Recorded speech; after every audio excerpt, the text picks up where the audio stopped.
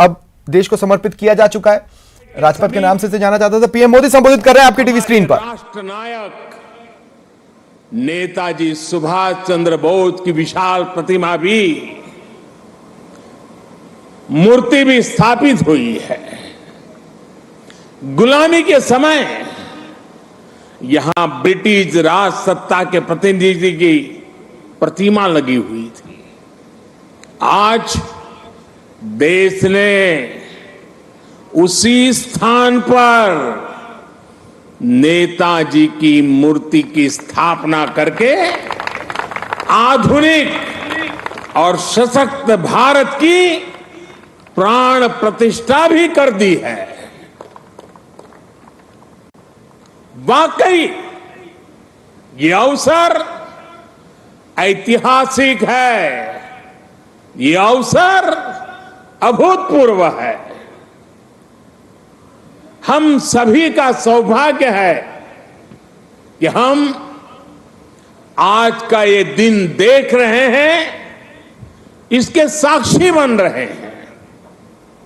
साथियों, सुभाष चंद्र बोस ऐसे महामानव थे जो पद और संसाधनों की चुनौती से परे थे। उनकी स्वीकार्यता ऐसी थी कि पूरा विश्व उन्हें नेता मानता था।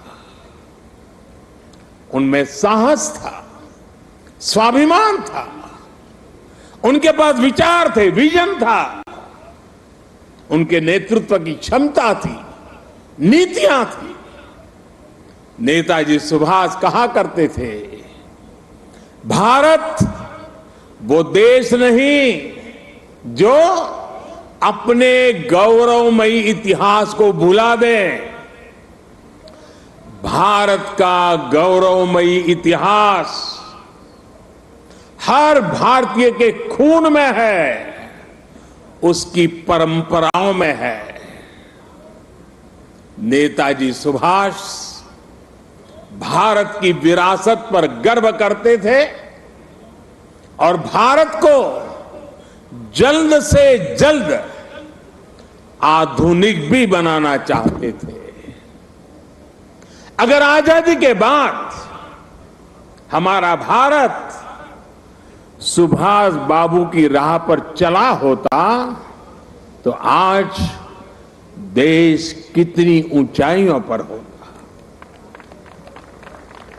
लेकिन दुर्भाग्य से आजादी के बाद हमारे इस महान नायक को भुला दिया गया। उनके विचारों को, उनसे जुड़े प्रतीकों तक को नजरअंदाज कर दिया गया। सुभाष बाबू के 125वें जयंती वर्ष के आयोजन के अवसर पर मुझे कोलकाता में उनके घर जाने का सौभाग्य मिला था। नेताजी से जुड़े स्थान पर उनकी जो अनंत ऊर्जा थी, मैंने उसे महसूस किया। आज देश का प्रयास है कि नेताजी की वो ऊर्जा देश का पथ प्रदर्शन करे। कर्तव्य पथ पर नेताजी की प्रतिभा इसका माध्यम बनेगी। देश की नीतियों और निर्णयों में सुभाष बाबू की छाप रहे, ये प्रतिमा इसके लिए प्रेरणा स्रोत बनेगी। भाइयों और बहनों, पिछले 8 वर्षों में हमने एक के बाद एक ऐसे कितने ही निर्णय लिए हैं जिन पर नेताजी के आदर्शों और सपनों की छाप है। नेताजी सुभाष अखंड भारत के पहले प्रधान थे जिन्होंने 1947 से भी पहले अंडमान को आजाद कराकर तिरंगा फहराया था। उस वक्त उन्होंने कल्पना की थी कि लाल किले पर तिरंगा फहराने की क्या अनुभूति होगी।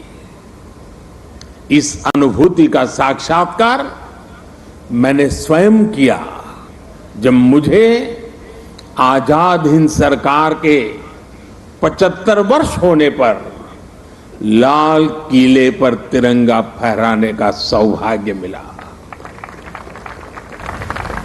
हमारी ही सरकार के प्रयास से लाल किले में नेताजी और आजाद हिंद फौज से जुड़ा म्यूजियम भी बनाया गया है। साथियों, मैं वो दिन भूल नहीं सकता जब 2019 में गणतंत्र दिवस की परेड में आजाद हिंद फौज के सिपाहियों ने भी हिस्सा लिया था। इस सम्मान का उन्हें दशकों से इंतजार था। अंडमान में जिस स्थान पर नेताजी ने तिरंगा फहराया था, मुझे वहां भी जाना था। जाने का अवसर मिला, तिरंगा फहराने का सौभाग्य मिला। वो क्षण हर देशवासी के लिए गर्व का क्षण था। भाइयों और बहनों, अंडमान के वो द्वीप जिसे नेताजी ने सबसे पहले आजादी दिलाई थी, वो भी कुछ समय पहले तक गुलामी की निशानियों को ढोने के लिए मजबूर थे। आजाद भारत में भी उन द्वीपों के नाम अंग्रेजी शासकों के नाम पर थे। हमने गुलामी की उन निशानियों को मिटाकर इन द्वीपों को नेताजी सुभाष से जोड़कर भारतीय नाम दिए, भारतीय पहचान दी। साथियों, आजादी के 75 वर्ष पूरे होने पर देश ने अपने लिए 5 प्राणों का विजन रखा है। इन 5 प्राणों में विकास के बड़े लक्ष्यों का संकल्प है, कर्तव्यों की प्रेरणा है। इसमें गुलामी की मानसिकता के त्याग का आह्वान है, अपनी विरासत पर गर्व का बोध है।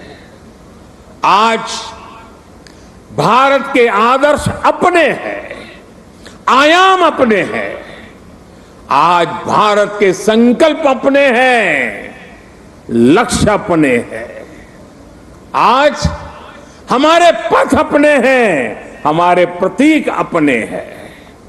और साथियों, आज अगर राजपथ का अस्तित्व समाप्त होकर कर्तव्य पथ बना है, आज अगर जॉर्ज पंचम की मूर्ति के निशान को हटाकर नेताजी की मूर्ति लगी है, तो ये गुलामी की मानसिकता के परित्याग का पहला उदाहरण नहीं है।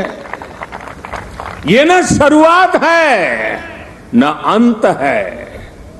ये मन और मानस की आजादी का लक्ष्य हासिल करने तक निरंतर चलने वाली संकल्प यात्रा है। देश के प्रधानमंत्री जहां रहते आए हैं, उस जगह का नाम रेसकोर्स रोड से बदलकर लोक कल्याण मार्ग हो चुका है। हमारे गणतंत्र दिवस समारोह में अब भारतीय वाद्य यंत्रों की भी गूंज सुनाई देती है। बीटिंग द रिट्रीट सेरेमनी में अब देशभक्ति से सरोबार गीतों को सुनकर हर भारतीय आनंद से भर जाता है। अभी हाल ही में भारतीय नौसेना ने भी गुलामी के निशान को उतारकर छत्रपति शिवाजी महाराज के प्रतीक को धारण कर लिया है। नेशनल वॉर मेमोरियल बनाकर देश ने समस्त देशवासियों की बरसों पुरानी इच्छा को भी पूरा किया है। साथियों, ये बदलाव केवल प्रतीकों तक ही सीमित नहीं है। ये बदलाव देश की नीतियों का भी हिस्सा बन चुका है। आज देश अंग्रेजों के जमाने से चले आ रहे सैकड़ों कानूनों को बदल चुका है। भारतीय बजट जो इतने दशकों से ब्रिटिश संसद के समय का अनुसरण कर रहा था, उसका समय और तारीख भी बदल गई है। राष्ट्रीय शिक्षा नीति के जरिए अब विदेशी भाषा की मजबूरी से भी देश के युवाओं को आजाद किया जा रहा है। यानी आज देश का विचार और देश का व्यवहार दोनों गुलामी की मानसिकता से मुक्त हो रहे हैं। ये मुक्ति हमें विकसित भारत के लक्ष्य तक लेकर के जाएगी। साथियों, महाकवि भरतियार ने भारत की महानता को लेकर तमिल भाषा में बहुत ही सुंदर कविता लिखी थी। इस कविता का शीर्षक है पारुकुलई नल्ल नाइंगल भारत नाड़। महाकवि भरतियार की यह कविता हर भारतीय को गर्व से भर देने वाली है। उनकी कविता का अर्थ है, हमारा देश भारत पूरे विश्व में सबसे महान है। ज्ञान में, अध्यात्म में, गरिमा में, अन्नदान में, संगीत में, शाश्वत कविताओं में हमारा देश भारत पूरे विश्व में सबसे महान है। वीरता में, सेनाओं के शौर्य में, करुणा में, दूसरों की सेवा में, जीवन के सत्य को खोजने में, वैज्ञानिक अनुसंधान में हमारा देश भारत पूरे विश्व में सबसे महान है। ये तमिल कवि भरतियार का, उनकी कविता का एक एक शब्द, एक एक भाव को अनुभव कीजिए। साथियों, गुलामी के उस कालखंड में ये पूरे विश्व को भारत की हुंकार थी। ये हमारे स्वतंत्र सेनानियों का आह्वान था। जिस भारत का वर्णन भरतियार ने अपनी कविता में किया है, हमें उस सर्वश्रेष्ठ भारत का निर्माण करके ही रहना है। और इसका रास्ता इस कर्तव्य पथ से ही जाता है। साथियों, कर्तव्य पथ केवल ईंट पत्थरों का रास्ता भर नहीं है। ये भारत के लोकतांत्रिक अतीत और सर्वकालिक आदर्शों का जीवंत मार्ग है। यहां जब देश के लोग आएंगे, वो नेताजी की प्रतिमा, नेशनल वॉर मेमोरियल, ये सब उन्हें कितनी बड़ी प्रेरणा देंगे। उन्हें कर्तव्य बोध से ओतप्रोत करेंगे। इसी स्थान पर देश की सरकार काम कर रही है। आप कल्पना करिए, देश ने जिन्हें जनता की सेवा का दायित्व सौंपा हो, उन्हें राजपथ जनता का सेवक होने का एहसास कैसे कराता। अगर पथ ही राजपथ हो तो यात्रा लोकमुखी कैसे होगी। राजपथ ब्रिटिश राज के लिए था, जिनके लिए भारत के लोग गुलाम थे। राजपथ की भावना भी गुलामी का प्रतीक थी, उसकी संरचना भी गुलामी का प्रतीक थी। आज इसका आर्किटेक्चर भी बदला है और उसकी आत्मा भी बदली है। अब देश के सांसद, मंत्री, अधिकारी जब इस पथ से गुजरेंगे तो उन्हें कर्तव्य पथ से देश के प्रति कर्तव्यों का बोध होगा। उसके लिए नई ऊर्जा मिलेगी, प्रेरणा मिलेगी। नेशनल वॉर मेमोरियल से लेकर कर्तव्य पथ से होते हुए राष्ट्रपति भवन का ये पूरा क्षेत्र, उनमें नेशन फर्स्ट, राष्ट्र ही प्रथम, इस भावना का प्रवाह प्रतिपल संचारित होगा।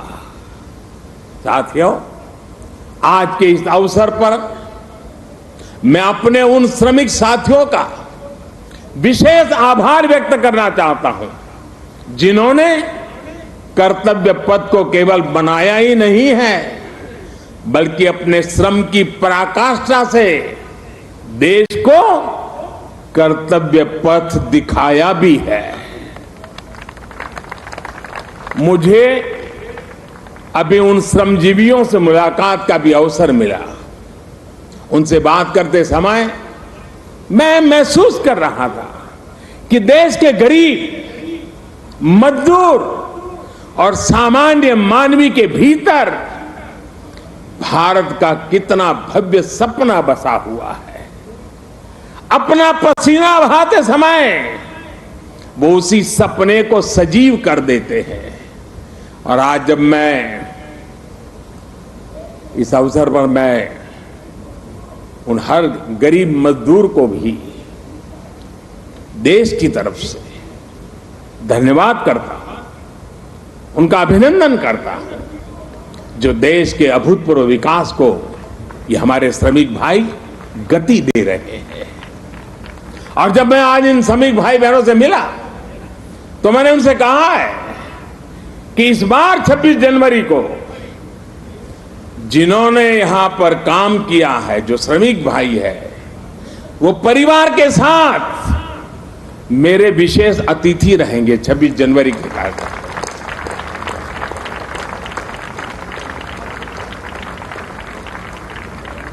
मुझे संतोष है कि नए भारत में आज श्रम और श्रमजीवियों के सम्मान की एक संस्कृति बन रही है, एक परंपरा पुनर्जीवित हो रही है। और साथियों, जब नीतियों में संवेदनशीलता आती है तो निर्णय भी उतने ही संवेदनशील होते चले जाते हैं। इसलिए देश अब अपनी श्रम शक्ति पर गर्व कर रहा है। श्रमेव जयते आज देश का मंत्र बन रहा है। इसलिए जब बनारस में, काशी में विश्वनाथ धाम के लोकार्पण का अलौकिक अवसर होता है तो श्रमजीवियों के सम्मान में भी पुष्प वर्षा होती है। जब प्रयागराज कुंभ का पवित्र पर्व होता है तो श्रमिक स्वच्छता कर्मियों का आभार व्यक्त किया जाता है। अभी कुछ दिन पहले ही देश को स्वदेशी विमान वाहक युद्धपोत आईएनएस विक्रांत मिला है। मुझे तब भी आईएनएस विक्रांत के निर्माण में दिन रात काम करने वाले श्रमिक भाई बहनों और उनके परिवारों से मिलने का अवसर मिला था। मैंने उनसे मिलकर उनका आभार व्यक्त किया। श्रम के सम्मान की परंपरा देश के संस्कारों का अमिट हिस्सा बन रही है। आपको जानकर अच्छा लगेगा कि नई संसद के निर्माण के बाद उसमें काम करने वाले श्रमिकों को भी एक विशेष गैलरी में स्थान दिया जाएगा। ये गैलरी आने वाली पीढ़ियों को भी ये याद दिलाएगी कि लोकतंत्र की नींव में एक और संविधान है तो दूसरी ओर श्रमिकों का योगदान भी है। यही प्रेरणा हर एक देशवासी को एक कर्तव्य पथ भी देगा। यही प्रेरणा श्रम से सफलता का मार्ग प्रशस्त करेगी। साथियों, हमारे व्यवहार में, हमारे संसाधनों में, हमारे साधनों में, हमारे इंफ्रास्ट्रक्चर में आधुनिकता का इस अमृतकाल का प्रमुख लक्ष्य है। और साथियों, जब हम इंफ्रास्ट्रक्चर की बात करते हैं तो अधिकतर लोगों के मन में पहली तस्वीर सड़कों या फ्लाईओवर की हो जाती है। लेकिन आधुनिक होते भारत में इंफ्रास्ट्रक्चर का विस्तार उससे भी बहुत बड़ा है, उसके बहुत पहलू है। आज भारत सोशल इंफ्रास्ट्रक्चर, ओबीसी वित्त एवं विकास आयोग राजस्थान के अध्यक्ष पवन गोदारा आज हनुमानगढ़ जिले के दौरे पर रहे। इस दौरान पवन गोदारा ने हनुमानगढ़ टाउन स्थित बीज निगम के कार्यालय का निरीक्षण किया। बीजों की गुणवत्ता जांचते हुए अधिकारियों के साथ बैठक की।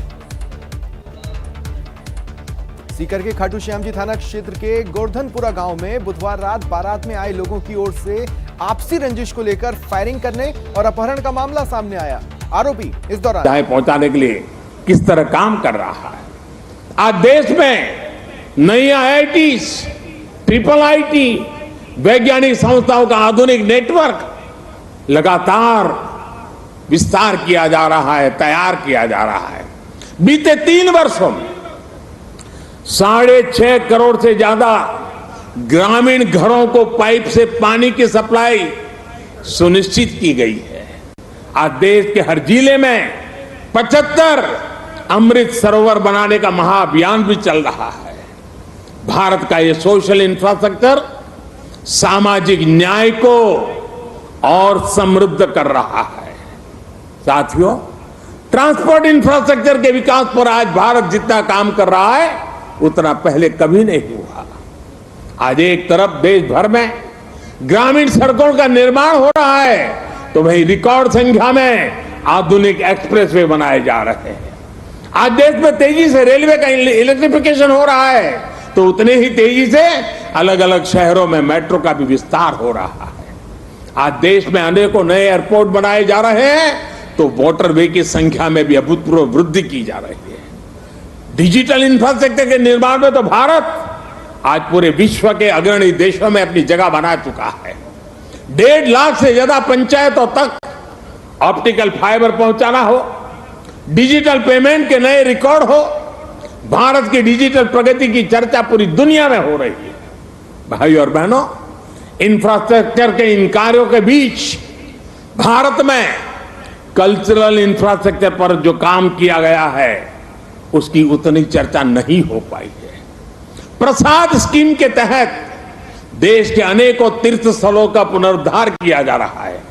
काशी, केदारनाथ, सोमनाथ से लेकर करतारपुर साहिब कॉरिडोर तक के लिए जो कार्य हुआ है वो अभूतपूर्व है। और साथियों, जब हम कल्चरल इंफ्रास्ट्रक्चर की बात करते हैं तो उसका मतलब सिर्फ आस्था की जगहों से जुड़ा इंफ्रास्ट्रक्चर ही नहीं है। इंफ्रास्ट्रक्चर जो हमारे इतिहास से जुड़ा हुआ हो, जो हमारे राष्ट्र नायक और राष्ट्र नायिकाओं से जुड़ा हुआ हो, जो हमारी विरासत से जुड़ा हो, उसका भी उतना ही तत्परता से निर्माण किया जा रहा है। सरदार पटेल की स्टैच्यू ऑफ यूनिटी हो या फिर आदिवासी स्वतंत्रता सेनानियों को समर्पित म्यूजियम, PM म्यूजियम हो या फिर बाबा Saheb Ambedkar memorial, national war memorial हो या फिर नेशनल पुलिस मेमोरियल, ये कल्चरल इंफ्रास्ट्रक्चर के उदाहरण है। ये परिभाषित करते हैं कि एक राष्ट्र के तौर पर हमारी संस्कृति क्या है, हमारे मूल्य क्या है और कैसे हम इन्हें सहज रहे हैं। एक आकांक्षी Bharat social infrastructure, transport infrastructure, digital infrastructure के साथ ही कल्चरल इंफ्रास्ट्रक्चर को गति देते हुए तेज प्रगति कर सकता है। मुझे खुशी है कि आज कर्तव्य पथ के रूप में देश को कल्चरल इंफ्रास्ट्रक्चर का एक और बेहतरीन उदाहरण मिल रहा है। आर्किटेक्चर से लेकर के आदर्शों तक आपको यहां भारतीय संस्कृति के दर्शन भी होंगे और बहुत कुछ सीखने को भी मिलेगा। मैं देश के हर नागरिक का आह्वान करता हूं, आप सभी को आमंत्रण देता हूं, आइए इस नवनिर्मित कर्तव्य पथ को आकर देखिए। इस निर्माण में आपको भविष्य का भारत नजर आएगा। यहां की ऊर्जा आपको हमारे विराट राष्ट्र के लिए एक नया विजन देगी, एक नया विश्वास देगी। और कल से लेकर के अगले 3 दिन यानी शुक्र, शनि और रवि 3 दिन यहां पर नेताजी सुभाष बाबू के जीवन पर आधारित शाम के समय ड्रोन शो भी आयोजन होने वाला है। आप यहां हैशटैग कर्तव्य पथ से सोशल मीडिया पर भी जरूर अपलोड करें। मुझे पता है ये पूरा क्षेत्र दिल्ली के लोगों की धड़कन है। यहां शाम को बड़ी संख्या में लोग अपने परिवार के साथ आते हैं, समय बिताते हैं। कर्तव्य पथ की प्लानिंग, डिजाइनिंग और लाइटिंग इसे ध्यान में रखते हुए भी की गई है। मुझे विश्वास है कर्तव्य पथ की ये प्रेरणा देश में कर्तव्य बोध का जो प्रवाह पैदा करेगी, ये प्रवाह ही हमें नए और विकसित भारत के संकल्प की सिद्धि तक लेकर जाएगा। इसी विश्वास के साथ आप सभी का एक बार फिर बहुत बहुत धन्यवाद करता हूं। मेरे साथ बोलेंगे, मैं कहूंगा नेताजी, आप बोलिए अमर रहे, अमर रहे। नेताजी, नेताजी, नेताजी, भारत माता की, भारत माता की, वंदे वंदे वंदे। बहुत बहुत धन्यवाद।